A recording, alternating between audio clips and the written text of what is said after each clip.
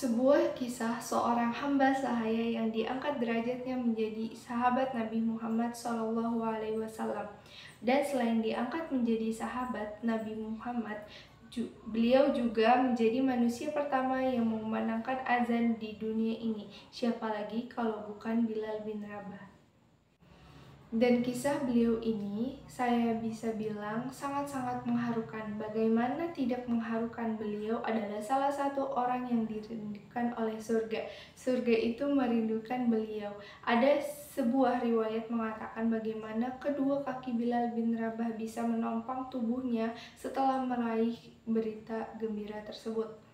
Untuk berjalan di muka bumi antara manusia setelah Bilal mendapatkan jaminan surga, padahal belum lama Bilal hanyalah seorang hamba sahaya, tetapi beliau sudah menjadi orang terkenal di muka bumi. Bahkan di langit juga sampai surga pun merindukan beliau. Bahkan orang di kalangan elit, para pemilik kedudukan, kekuasaan, kekayaan, dan tidak mendapatkan sepeser pun dari kemuliaan abadi yang diraih oleh Bilal bin Rabah. Bahkan pahlawan sejarah yang tidak meraih sebagian ketenaran sejarah yang diraih oleh Bilal bin Rabah. Kulitnya yang legam, nasab, dan kedudukan yang dianggap rendah dan remeh di mata manusia, semua tidak dapat dihalangi beliau untuk dapat dirindukan oleh surga. Bilal bin Rabah adalah seorang sahabat Nabi Muhammad SAW yang lahir di daerah Azwah, sebuah lingkungan di kota Tanah Suci Madinah, sekitar tahun sebelum Hijriah. Namun ayah beliau yang bernama Robbah seorang budak, sedangkan ibunya bernama Hamamah juga seorang budak wanita berkulit hitam, milik Umayyah bin Khalaf dari Bani Juwa. Sahabat Abu Jahal adalah seorang tokoh penting di kaum Quraisy. Karena kondisi fisik ibu beliau, sebagian orang memanggil Bilal bin Rabah dengan sebutan Ibnu Saudah, yaitu putra wanita hitam. Para ulama hadis mengabarkan sosok Bilal bin Rabah ini sebagai laki-laki yang hitam kurus, tinggi, berambut lebat, dan berjambang tipis. Beliau dibesarkan oleh ayah dan ibunya di kota Ummul Qura atau Mekah, dan sampai meninggal, Bilal diwariskan kepada Umayyah bin Khalaf, tuan ibunya yang bersahabat dengan Abu Jahal ini di masa menjadi budak. Bilal kerap mendengar cerita tentang Nabi Muhammad SAW yang memang dibicarakan oleh penduduk Mekah karena akan memulai menyiarkan agama Islam. Kedatangan beliau banyak perdebatan mengenai Rasulullah SAW. Pada saat itu Bilal dengan yakin ingin pergi langsung menemui Rasulullah SAW dan menyatakan ingin memeluk Islam, kemudian mengucapkan kalimat syahadat untuk termasuk dalam kelompok pertama yang memeluk agama Islam walaupun status beliau masih seorang budak.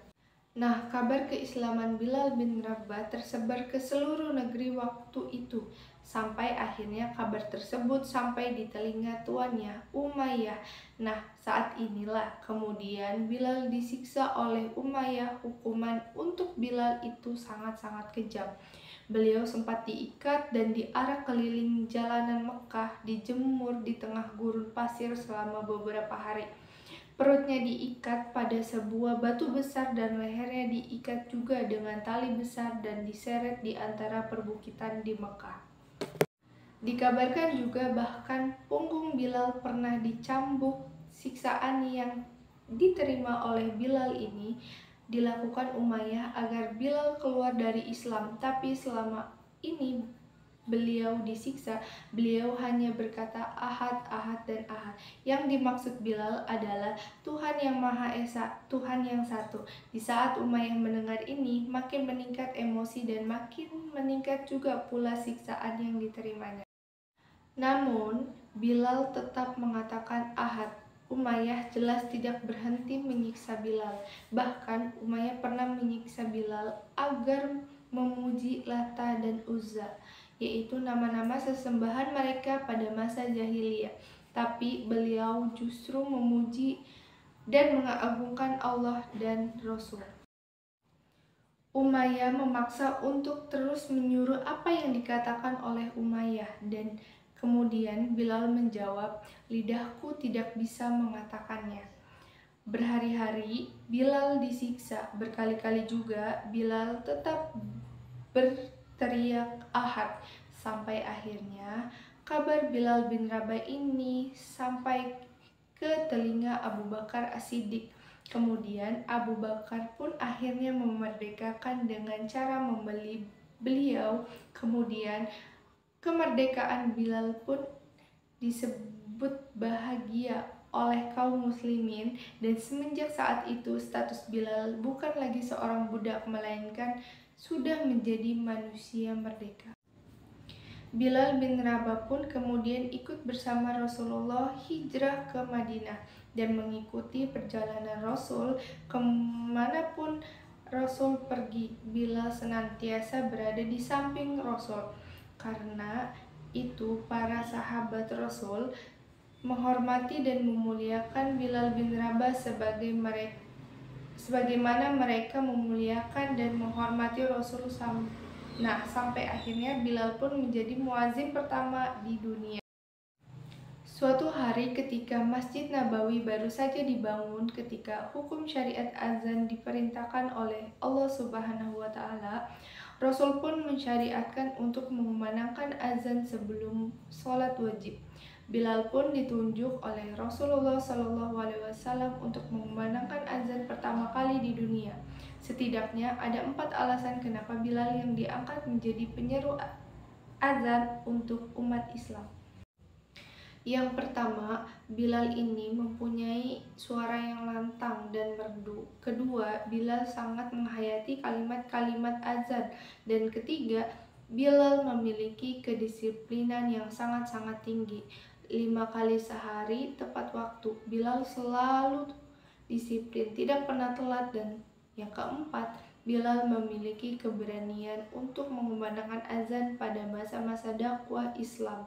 Dan sejak saat itu, Bilal mendapatkan julukan sebagai Muazzin ar-Rasul pertama dalam sejarah Islam, dan mendapatkan tugas yang Bilal tidak pernah tinggi hati dan tidak pernah sombong.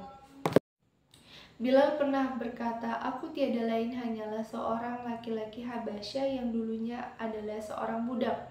Bilal senantiasa menjadi pengumandang azan selama beliau tinggal di Madinah. Setelah mengumandangkan azan, Bilal berdiri di depan pintu rumah Rasulullah serayu "Hayya 'alas shalah", yang artinya "Mari melaksanakan sholat". Lalu Rasul SAW keluar dari rumah. Bilal segera melatunkan qomat sebagai tanda sholat berjamaah akan segera dimulai. Selain menjadi muazzin, Bilal juga menjabat sebagai bendahara Rasul di Baitul Mal, dan beliau juga tidak pernah absen mengikuti semua peperangan bersama Rasul. Terbukti pada riwayat perang Badar, di saat Bilal juga berhasil mengorbankan semangat umat Islam dalam melawan kaum Quraisy, ketika Rasul beserta 10.000 umatnya berhasil menaklukkan kota Mekah. Rasulullah pun memanggil Bilal agar naik ke atap Ka'bah untuk mengumandangkan azan tanpa menunggu perintah kedua. Kemudian Bilal segera memanjat dan langsung melaksanakan perintah dengan senang hati. Setelah mendapatkan perintah untuk mengumandangkan azan di atas Ka'bah, beliau langsung mengumandangkan azan dengan suara yang bersih dan jelas. Azan yang dikumandangkan oleh Bilal ini merupakan azan pertama juga di Mekah. Ribuan pasang mata memandang Bilal dan ribuan lidah mengikuti kalimat azan yang dikumandangkan oleh Bilal. Semenjak saat itu, kemudian Bilal terkenal sebagai Muazzin ar-Rasul. Sebuah hadis pernah menceritakan ketika itu Rasul memanggil Bilal di hadapan para sahabatnya. Rasul bersabda, "Aku diperlihatkan dalam mimpi, aku mimpi masuk ke dalam surga. Di dalam surga aku mendengar terompah sendal, maka aku bertanya kepada malaikat, bunyi gerakan sendal siapakah itu? Malaikat pun menjawab, Bilal bin Rabah. Banyak ulama mengatakan pada saat Nabi bermimpi, mimpi tersebut suatu hal yang nyata karena salah satu mukjizat Nabi adalah melihat mimpi. Dan selama Rasulullah SAW masih hidup, Bilal bin Rabah menjadi muazin, tetapi tidak ada orang lain yang menggantikan Bilal. Yang lain pun tidak keberatan Bilal melakukannya sampai akhirnya pada saat Rasul wafat dan ketika saat akan dikumandangkan azan, Bilal segera berdiri untuk melaksanakan kewajibannya untuk azan ketika Rasulullah wafat. Ketika Bilal sampai pada kalimat asyhadu anna Muhammadar Rasulullah, aku bersaksi bahwa Muhammad adalah utusan Allah. Sesungguhnya aku pernah mendengar suara telapak langkah jalanmu di hadapanku di surga. Bilal pun menjawab, wahai Rasul, sesungguhnya aku tidak pernah mengerjakan amalan yang menurutku besar pahalanya. Tapi aku tidak wudhu pada waktu malam dan siang, melainkan aku menunaikan sholat yang diwajibkan bagiku untuk mengerjakannya. Jadi setelah menjalankan wudhu, Bilal selalu menunaikan sholat 2 rakaat setelah wudhu, dan perbuatannya senantiasa dilakukan oleh Bilal dalam setiap kesempatan. Bilal juga termasuk dalam memelihara wudhu. Jadi setiap kali batal, beliau selalu mengambil air wudhu. Amalan ini dikerjakan Bilal setiap saat kali selesai azan. Bilal langsung menunaikan sholat 2 rakaat dan juga setiap kali batal wudhu langsung menunaikan kembali dan mengerjakan sholat. Hal ini yang kemudian dipercaya menjadi arti dalam sabda Rasul, dengan inilah kau mendahuluiku, dan sebagian ulama juga berkata bahwa Bilal mengerjakan sholat sunnah wudhu waktu itu saat belum ada perintah wudhu, tetapi beliau berusaha mengerjakan sholat sunnah wudhu dan wudhu ini Rasulullah SAW masih hidup dan juga wahyu dari Allah Subhanahu wa taala turun. Jadi di sini jelas kemuliaan Bilal bin Rabah ini tidak hanya karena azannya, tetapi juga karena keimanan dan ketakwaan, ketulusan dan kesucian beliaulah yang membuat beliau mendapatkan sebuah penghargaan sangat-sangat tinggi bagi setiap orang yang beriman, yaitu dirindukan oleh surga. Setelah menceritakan apa yang dialami oleh Rasul, kemudian Rasul bersabda kepada Bilal, wahai Bilal, apa yang engkau lakukan sampai bisa mendahului aku di surga? Ceritakan kepadaku mengenai amalan apa yang menurut engkau paling besar pahalanya yang pernah engkau kerjakan dalam Islam. Tiba-tiba suaranya berhenti lalu menangis, dan bahwasanya beliau tidak sanggup mengangkat suara lagi, terlalu merasakan betapa sedihnya ditinggal oleh manusia yang paling dicintainya, yaitu Rasulullah. Tidak hanya kaum muslimin saja, Allah pun mencintai Rasulullah. Tangisan Bilal bin Rabah diiringi juga kaum muslimin yang hadir, semua menangis karena ditinggal pergi Rasulullah.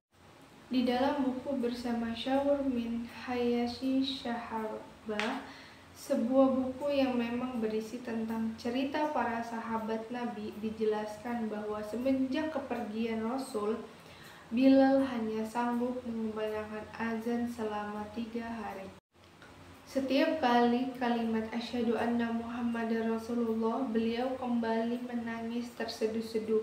Begitu pula kaum muslimin yang mendengar ayat dalam tangisan pilu, sampai akhirnya Bilal mendatangi Abu Bakar As-Siddiq untuk menggantikan posisi Rasul sebagai pemimpin umat pada saat itu, agar memperkenankan beliau untuk tidak mengumandangkan azan lagi.